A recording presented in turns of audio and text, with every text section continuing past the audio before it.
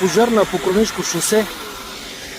Горяха сухи треви, от огъня се запали и лек автомобил. Огнеборците спасиха и камионите.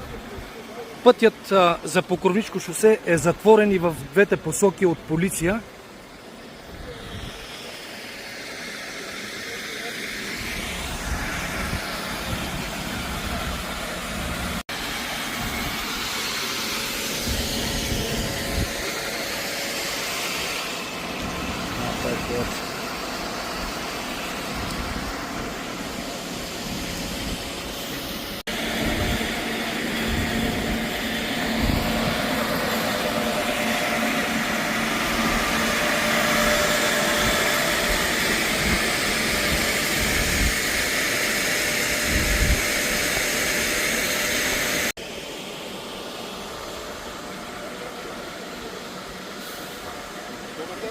Добър.